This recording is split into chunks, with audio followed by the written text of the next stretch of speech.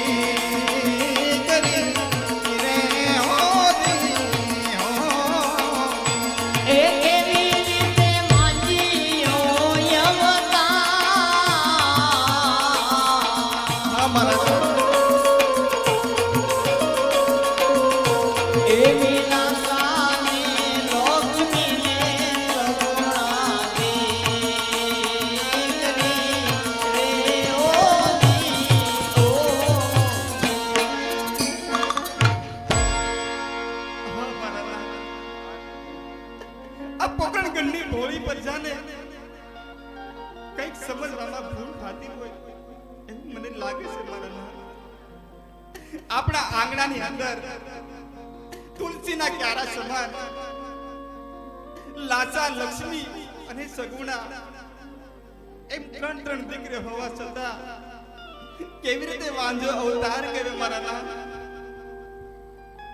હા સતી, આ વાત તમે પણ ન સમજ્યા, હું પણ ન સમજ્યો.